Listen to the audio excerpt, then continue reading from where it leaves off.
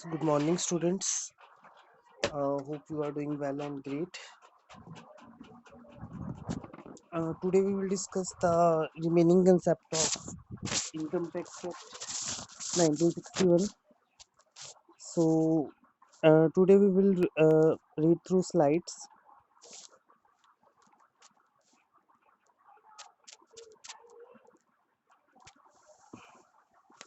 So we were discussing profit and gains from other sources, है ना? Income from other sources. So this was our topic behind the. This was our topic. So income from other sources की बात कर रहे हैं हम.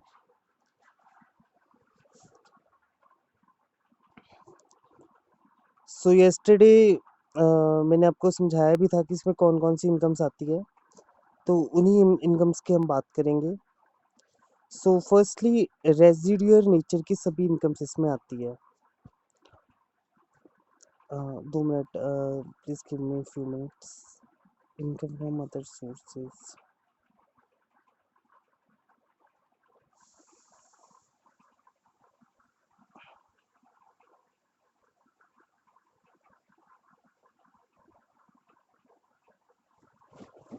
So let us start with this PPT. Any income, profit or gains of the assessee which cannot be included in any other heads of income, salary, house property, business, profession, capital gains is chargeable under the head of income from other sources. Yet certain people are waiting in lobby.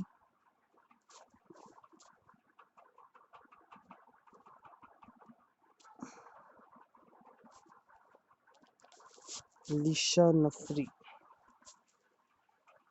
So dear students, kindly come in time. जैसे कि आपको बोला है कि time पे आया करो. And just mute your mic and be regular in class.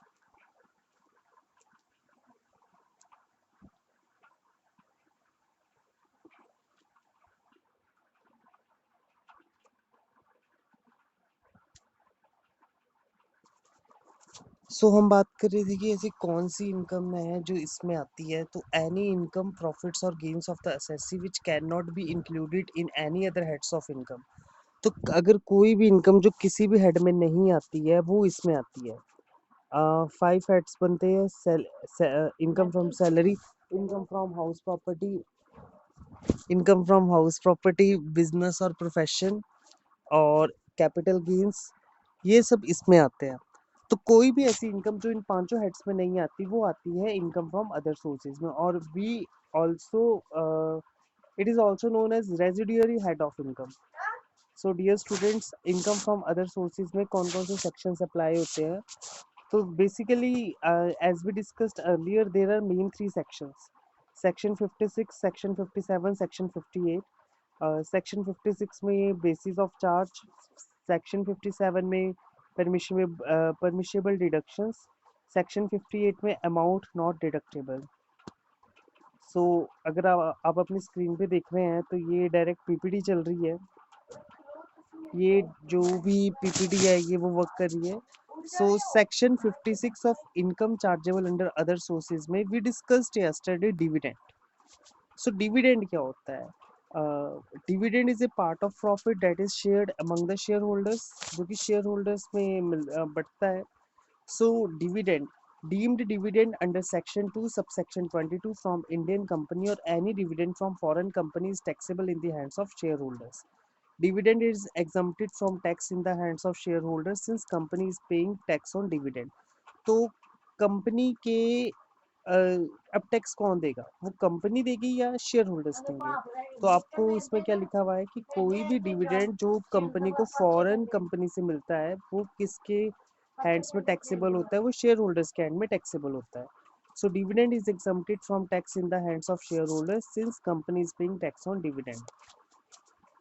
Dear students, next is winning from lotteries. अब विनिंग फ्रॉम लॉटरीज क्या होता है? विनिंग फ्रॉम लॉटरीज में आप देखते हो कि कौन कौन सी ऐसी चीज़ें हैं जो आपको तो कई बार कुछ लॉटरीज में आपको पैसा मिल जाता है. But this is not income from salary, income from house property, income from other sources, ये उसमें नहीं आता। तो ये जो आपका अमाउंट है, ये winning from lotteries, it includes in income from other sources, ये इनकम फ्रॉम अदर सोर्सेज में आता है।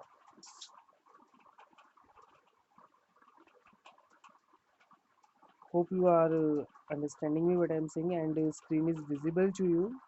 Winning from lotteries. Any winnings from lotteries, crossword puzzles, races include horse race, card games, and any other games of any sort or from gambling or betting of any form of nature whatsoever.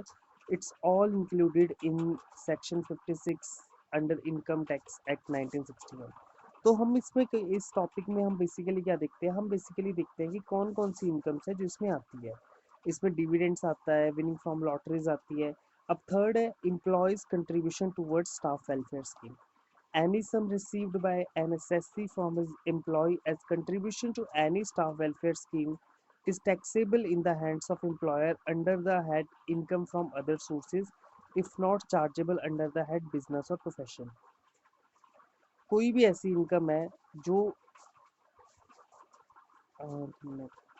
कोई भी ऐसी income है जो इन तीनों में नहीं आती, इन चारों में नहीं आती, like income from other sources, income from just wait, हाँ, तो कौन सी है? इनकम फ्रॉम अदर सोर्सेज में क्या आता है? Employees contribution towards staff welfare scheme.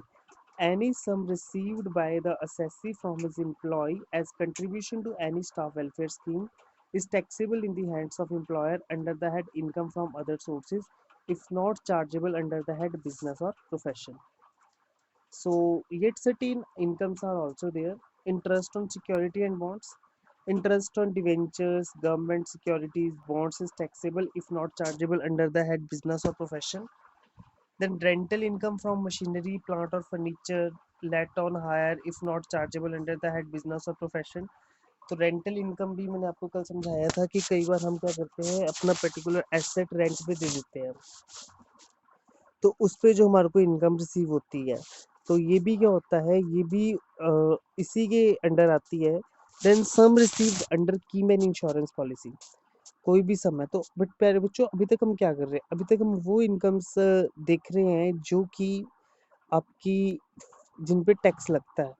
तो ऐसी कौन कौन सी इनकम्स है जिस पे टैक्स लगता है, वो आपका इंक्लूड होता है इनकम फ्रॉम अदर सोर्सेज में।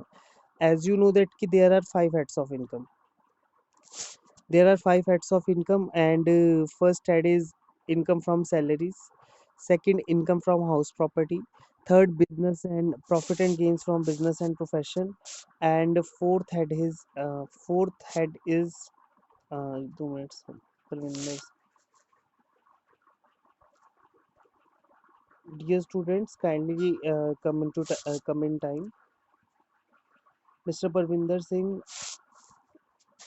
बेटा kindly come in time, time पे आया करो, बिकॉज डिस्टर्बेंस होती है बाकी सबको भी। सो डियर स्टूडेंट्स, हम क्या बात कर रहे थे, हम कर रहे थे कि ऐसी इनकम इन पांचों सोर्सेज में नहीं आती। सो हमने देखा dividend, winning from lotteries etcetera, then employees contribution towards staff welfare scheme. Any sum received by the assessee from his employee as contribution to any staff welfare scheme is taxable in the hands of employer under the head income from other sources if not chargeable under the head business or profession। You may also take screenshots of the class as my whole screen is visible to you। Then interest on securities and bonds। प्यारे बच्चों, interest on securities है, जो भी आप loan पे पैसा देते हो, आपने किसी को लोन दिया and you are charging interest, तो ये भी आपकी इनकम है। तो interest on debentures, government securities oblique bonds is taxable if not chargeable under the head business and profession. Next है आपका rental income from machinery, plant और फर्नीचर। तो ये कौन सी इनकम है जो मैंने आपको अभी समझाई। कई बार हम प्लांट एंड मशीनरी को रेंट पे दे देते हैं, तो उस रेंट पे देने के बावजूद क्या होता है, हमारे को कुछ इनकम जनरेट होती है वहाँ से। तो उस इनकम जनरेशन से जब हम अपने इनकम में ऐड करते हैं तो वो इनकम फ्रॉम अदर सोर्सेज में इंक्लूड हो जाता है। Then sum received under keyman insurance policy, कोई भी पैसा जो कीमैन इंश्योरेंस पॉलिसी के अंडर रिसीव करते हैं, sum including bonus received under keyman insurance policy shall be taxable as income chargeable to tax under this head if not taxable as salary और business income. So कोई भी gift है, any sum of money or property received without consideration by an individual or Hindu undivided family from any person exceeding rupees 50,000। तो मैंने आपको क्या समझाया था कल भी कि 50,000 से ज़्यादा जो भी आपको गिफ्ट में पैसा रिसीव होता है, you are eligible to pay tax on it, and the whole of such amount is taxable in the hands of recipients. Whole amount is taxable in the hands of recipient। So next है interest on compensation और enhanced compensation. कोई भी compensation पे interest है और कोई भी enhanced compensation है तो उस पे आपको इंटरेस्ट जो भी रिसीव होता है वो टैक्सेबल होगा। सो डियर स्टूडेंट्स, अभी तक हमने क्या देखा? अभी तक हमने देखा कि जितनी भी ये इनकम की सोर्सेज है या जितनी भी ये इनकम्स है, ये सब क्या आती है, इसमें टैक्स लगता है। थोड़ा अगर इसको डिटेल में जाया जाए या थोड़ा और ब्रीफ में देखा जाए तो कुछ ऐसा होता है। Under section 2 subsection 22 the following payments और distributions by company to share holders are deemed as dividend. कौन कौन सी, अभी हमने डीम्ड डिविडेंड्स की बात की थी इस स्क्रीन के अकॉर्डिंग, ये देखिए हमने इसमें डिविडेंड्स की बात की। सेक्शन 56 के फर्स्ट पॉइंट को अगर हम ध्यान से पढ़ें तो here it has been written that deemed dividend under section 2 subsection 22 from Indian company or any dividend from foreign company is taxable in the hands of shareholders। तो ये किसके हैंड्स में टैक्सेबल होती है? शेयर होल्डर्स के hands में taxable होती है। So dividend is exempted from tax in the hands of share holders. तो ये कौन कौन सा डिविडेंड है, वो हम कौन कौन सा डिविडेंड इसमें इंक्लूड करते हैं उसके बारे में अगर हम पढ़ें तो under section 2 subsection 22 the following payments or distributions by a company to its shareholders are deemed as dividend to the extent of accumulated profits। तो कोई भी ऐसा डिविडेंड जो कि कंपनी के एसेट्स की तरफ से रिलीज हुआ या कंपनी को एसेट्स को बेच के आपको कोई प्रॉफिट अर्न हुआ, any distribution entailing the release of company assets. Second है any distribution of debentures, debenture stocks, deposit certificates and bonus to preference share holders. Then distribution or liquidation of company, distribution and reduction of capital, any payment by way of loan or advance by closely held company to a shareholding substantial interest provided the loan should not have been made the ordinary course of business। प्यारे बच्चों, पहले आप इन 5 points को अच्छी तरह से पढ़ो, एक बार रीड करो, then I will try to explain it in simple way। So before it I am just giving you 30 to 40 seconds to read it। आप इनको रीड कीजिए, फिर उसके बाद मैं आपको समझाता हूँ।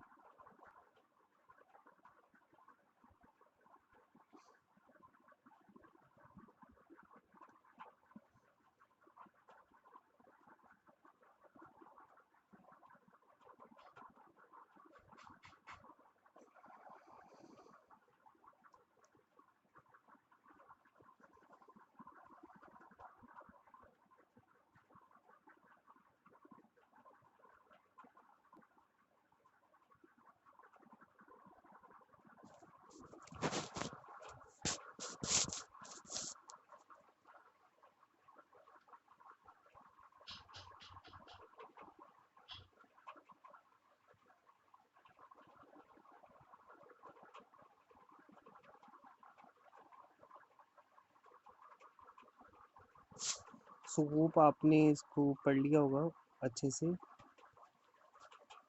So under section 2 subsection 22 the following payments or distribution by a company to its shareholders are deemed as dividends to the extent of accumulated profits। तो any distribution entailing the release of company asset, कोई भी आपको distribution मिला, कोई भी पैसा मिला, वो डीम्ड डिविडेंड क्या होता है, यानी कि कभी भी मिल सकता है आपको, ऐसा कुछ नहीं है। So any distribution of debentures, debenture stocks, deposit certificates and bonus to preference share holders, ये भी इसी में आता है। देन डिस्ट्रीब्यूशन और liquidation of a company. Liquidation of a company क्या होता है? Now there is a term, here there is a term liquidation of a company. So liquidation of the company का सिंपल मीनिंग ये होता है प्यारे बच्चों, Naveen Chichi is there, Harsimran Kaur is there, Alisha Nafi is there, and Parvinder Singh is there. This is a new, we know that this is a new challenge for you. Earlier you studied in Zoom class, then time changes, you come into Google Meeting class, and now there is a unity among all the institutions, teachers, all are working on Microsoft Teams. So yet it's a new opportunity, it's a new thing to understand and to grasp with Microsoft Team app. So hope आपको ये app अच्छा लगेगा और you will try to work in this app properly. So dear students, अगर हम बात करें further, तो we were discussing about liquidation of a company. आपने अभी कंपनी अकाउंट्स में या कंपनी लॉ में एक टर्म पढ़ोगे आगे, company liquidation. Dear students, although you know that कि जो भी ये कंपनी फॉर्म्ड होती है, company is an association of persons. A company is an artificial person created by law having separate legal entity with perpetual succession and a common seal. तो प्यारे बच्चों, इसमें क्या होता है फर्दर, जब कंपनी बंद होती है, आपको ये तो पता है कि कंपनी बनती कैसे है, शेयर्स कैसे इशू होते हैं, यू एंट्री पास करते हो आप, share application account debit to share capital account, share application account debit to share capital, first entry करते हो आप bank account debit to share application के, एप्लीकेशन मनी आया है, then you transfer it to share application to share capital, फिर आप share allotment raise करना चाहते हो, share allotment account debit to share capital, then bank account debit to share capital. फिर further आप क्या करते हो, फिर फर्स्ट कॉल लेते हो, share first call account debit to share capital account, then bank account debit to share first call, ऐसे आप फाइनल कॉल मंगवाते हो। ये आपको सब पता है कि कंपनी का पैसा रेज कैसे करते हैं, although you know all about equity shares and preference shares. Now the question raises, जब कंपनी की लिक्विडेशन हो जाती है तब हम कैसे वर्क करते हैं, how we work in that time when the company is liquidated, और वो लिक्विडेशन में आ जाती है। तो जब कंपनी अपने लिक्विडेशन में आती है, यानी कि लिक्विडेशन का मतलब हुआ बंद होने की नौबत आ जाती है कंपनी की, सो उसको लिक्विडेशन बोलते हैं। डिस्ट्रीब्यूशन और लिक्विडेशन ऑफ ए कंपनी, कोई भी वैसा आपको डिस्ट्रीब्यूट होता है कंपनी के लिक्विडेशन पे, तो वो भी कहाँ आता है, सेम इसमें आता है। और मान लो कई बार कैपिटल को रिड्यूस करना है तो उससे पैसा आता है, वो भी आपको इसी में रिसीव होता है। And any payment by way of loan और advance by closely held, any payment by way of loan or advance by closely held company to a shareholding substantial interest provided the loan should not have been made the ordinary course of business। तो कुछ और examples भी है जो कि income from other sources में आते हैं। Again I am giving you 1 minute to read it, understand it properly. So अब ऐसे क्या करो, जो भी आप डेली क्लास में पढ़ते हो उस दिन वो फिक्स करो कि हाँ ये मेरा टॉपिक क्लियर हो गया है। Just make a checklist, checklist होती है ना कि हाँ पेपर के लिए मेरा कौन कौन सा टॉपिक क्लियर हो गया, तो जो यू में जस्ट क्लिक चेकलिस्ट बना लो, टिक मार दिया करो कि हाँ मेरे ये, अगर मैं आपसे पूछूं कि हाँ पांचों हेड्स में से आपके कितने हेड्स क्लियर हो गए हैं, तो you may be surprise to know that कि आपको सभी में थोड़ी थोड़ी कंफ्यूजन होगी, because sir too many practical questions are there, too many sections are there, तो पर्टिकुलर सेक्शन को देखते वक्त भी समझ नहीं आता कि क्या करना है, कौन सा सेक्शन किसके अंडर आता है। तो तभी आपको बोल रहा हूँ कि इसको अच्छी तरह से समझो। No try to understand it properly. Income from subletting, subletting का मतलब क्या होता है कि वैसे तो आपने थोड़ी सी कोई चीज़ आपने किराए पे दी है, या जगह जगह पे टू लेट लिखा होता है कि पर्टिकुलर एरिया आपके थोड़े से टाइम के लिए आपने किसी चीज़ को रेंट पे दिया हुआ है, उससे इनकम आती है। बैंक में आपका डिपॉजिट होता है तो इंटरेस्ट आता है। प्यारे बच्चों, अगर नई डिपॉजिट होगा, अगर रेगुलर डिपॉजिट नहीं होगा तो इंटरेस्ट भी नहीं आएगा। Interest on bank deposits and loans. Then income from royalty, royalty term में आपको फिर अगेन रिपीट कर रहा हूँ, रॉयल्टी ऑथर्स को मिलती है, क्योंकि मैंने आपको कल भी समझाया था कि एक एक जो आपके हाथ में बुक्स होती है, वो लिखता कोई और है, उस बुक को पब्लिश कोई और करता है, उसको कोई प्रिंट कोई और करता है, बेचता उसको कोई और है। अब आपके पास इनकम टैक्स एक्ट 1961 की किताबें हैं, पढ़ी होगी आपके घर पे, तो अब आपको पता नहीं होगा कि ये लिखी किसने है, कहाँ पर लिखी है, बट आपके पास उसका प्रिंटेड वर्जन आ गया। बट द जो ऑथर है, जो उसका राइटर है बुक का, वो क्या करते हैं, वो इसी का क्या करते हैं, रॉयल्टी लेते हैं पब्लिशर से, शॉपकीपर से। हर साल उनको एक पर्टिकुलर पैसा मिलता है रॉयल्टी का, so that comes in it. So dear students, और इसमें है डायरेक्टर फीस, जो भी डायरेक्टर की फीस देते हैं हम फॉर पर्टिकुलर मीटिंग्स वगैरह के लिए या किसी पर्टिकुलर थिंग के लिए। Then ground rent, agriculture income received outside India, directors commission for standing as a guarantor to the bankers, directors commission for underwriting shares of new company, examination revenue received by a teacher। तो मैंने आपको कल भी समझाया था कि कोई teacher होता है, वैसे तो उसको पर्टिकुलर सैलरी मिलती ही मिलती है पर मंथ की, बट उसको कुछ ऐसे चार्जेस भी मिलते हैं। कई बार उसको वाइवा ड्यूटी के लिए जाना होता है कहीं आउट ऑफ स्टेट या आउट ऑफ सिटी, तो उसको उसके पैसे मिलते हैं। वह एग्जामिनेशन ड्यूटी देते हैं टीचर्स, तो उनको उसके पैसे मिलते हैं। Examination remuneration received by a teacher, they are earning money. Remuneration received by a person from a person other than the employer। तो कोई भी पर्सन है, अगर वो किसी और के अंडर काम कर रहा है अपने एम्प्लॉयर को छोड़कर, तब भी ऐसी इनकम्स को कंसिडर किया जाता है। फिर rent of plot of land, rent of plot of land आता है, इंश्योरेंस कमीशन आता है, then mining rents and royalties आता है। कुछ और भी है, ऐसा नहीं है, मतलब कुछ सारी याद करने की ज़रूरत नहीं है, but little bit for sake of your convenience and understanding you may just focus on 2 to 3 minimum 10 terms, not more than it। Interest on foreign government securities, casual incomes, कोई एन्युटी है payable under will, contracted trust deed, salary payable to MP, family pension received by a family member of a deceased employee, interest on employees contribution if provident fund is unrecognized, income from undisclosed sources। तो ये सभी कहाँ आता है, ये सभी आपके income from other sources में आते हैं। और रही बात अब विनिंग फ्रॉम लॉटरीज की बात करें, तो आपको कितना, अगर आपकी 1 करोड़ की लॉटरी लग जाती है, सपोज करो आपकी 1 करोड़ की लॉटरी लग जाती है, तो 1 करोड़ की लॉटरी में प्यारे बच्चों आपको कितना टैक्स देना पड़ेगा, क्या आपको पता है? सो अगर आपकी 1 करोड़ की लॉटरी लगती है तो आपको पूरे का पूरा 1 करोड़ रुपया नहीं मिलता।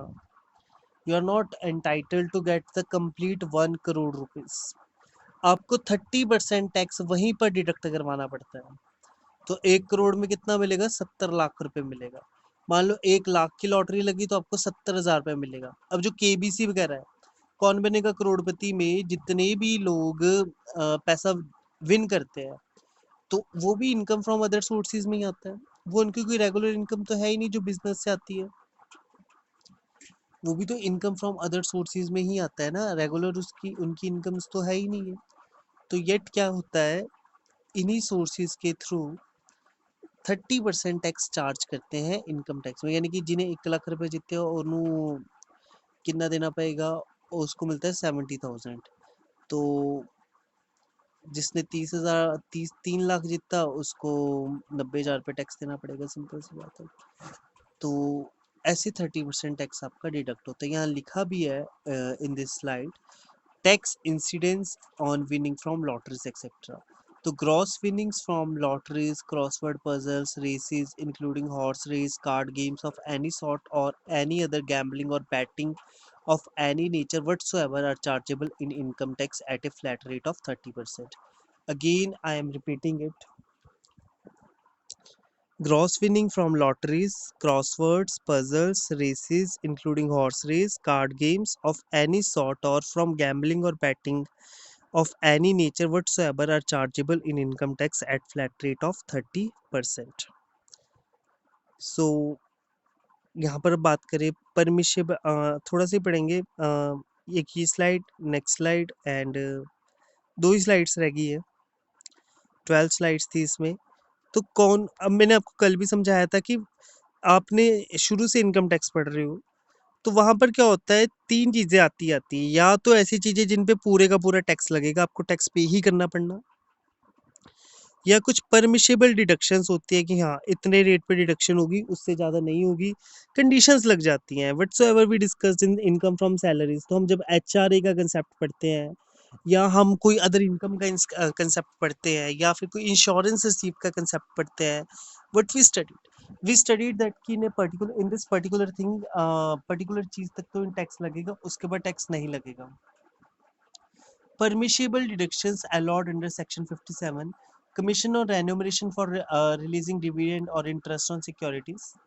You may take screenshot of it and further अगर आपको कोई भी query होती है, you may text me on my WhatsApp number or my email is there rana.aks@rediffmail.com, और आप मुझे टेक्स्ट भी कर सकते हैं @WhatsApp पे, that has my official number in group, that is 8262897555 for further queries.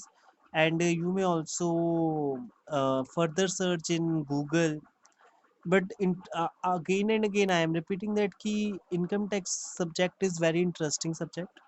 Permissible deductions allowed under section 57 में कौन कौन सी deductions आती हैं? Firstly, commission or remuneration for realizing dividend or interest on securities. Deduction in respect of employees' contribution towards staff welfare scheme, if contributing is credited to employees' respective funds before due date. Repairs, depreciation and insurance in case of letting of plant, machinery and furniture, building, etc. Standard deduction in case of family pension, 15,000 रुपये family pension, और 1/3% of such income which is less. Any other expenses for earning income is also permissible deduction allowed under section 57. Then standard deduction 50% in case of interest on compensation. So last इसमें है, what are the various amounts not deductible under section 58. तो कौन कौन सी amounts जो इसमें deductible नहीं होती वो आती है। फर्स्ट, पर्सनल एक्सपेंसेस, आपके कोई पर्सनल एक्सपेंसेस होते हैं वहाँ से वो नहीं होंगे। कोई भी आपने इंटरेस्ट पे किया outside India on which tax is not deducted at source of TDS, tax deducted at source को टीडीएस बोलते हैं।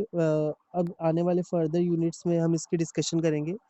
Any salary paid outside India without TDS, any expenditure or allowance in connection with income by way of any winning from lotteries etc. तो अगर मैं फिर overview दूं पूरी slides का, दीज वर 12 स्लाइड्स जो हमने आज डिस्कशन किया। टॉपिक था इनकम फ्रॉम अदर सोर्सेज में। तो हमने देखा था कि इनकम फ्रॉम अदर सोर्सेज में वो सारी इनकम्स आती हैं जो किसी पर्टिकुलर हेड पे नहीं आती। लाइक आपका इनकम फ्रॉम सैलरी में नहीं आती, इनकम फ्रॉम हाउस प्रॉपर्टी में नहीं आती, बिजनेस और प्रोफेशनल कैपिटल गेंस में नहीं आती। तो ये सारी इनकम्स कहाँ आती है? इनकम फ्रॉम अदर सोर्सेज में आती है। सो इसमें सेक्शंस लगते हैं, सेक्शन 56, 57 एंड 58। तो प्यारे बच्चों, इन्हीं सेक्शंस को आज हमने डिटेल में पढ़ा, समझा इसके थिंकिंग के बारे में। बट फॉर फर्दर स्टडी आप अपनी टेक्स्ट बुक्स को पढ़िए, उसको फॉलो कीजिए, और जब तक आपका मकसद ये होगा कि मुझे पढ़कर पेपर क्लियर करना है, तब तक आप इसके कंसेप्ट्स को नहीं समझोगे। Again I am saying and I am repeating that income tax subject is too much interesting subject. ये बहुत इंटरेस्टिंग सब्जेक्ट है, आप इसको समझो, इसकी बारीकी को समझो। फिर सेक्शन 56, सेक्शन 57 एंड सेक्शन 58 में हमने यही चीज़ें पढ़ी। सबसे पहले किस किस पे टैक्स लगेगा, किस किस पे परमिशेबल डिडक्शंस होगी, एंड कौन सा अमाउंट है जो डिडक्टेबल नहीं होगा।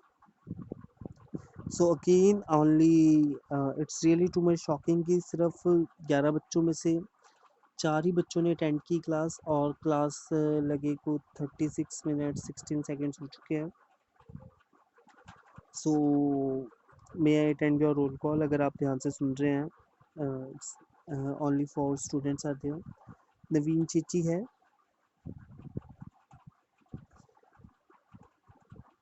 I know that key maximum of you are doing some extent other work. So dear students, in our next class we will discuss go through the next unit. We will go through the next unit of your Income Tax Act 1961. And further movement. Thanks a lot for attending the class. uh, we will meet at in our next class of entrepreneurship development. So thanks a lot, have a great day.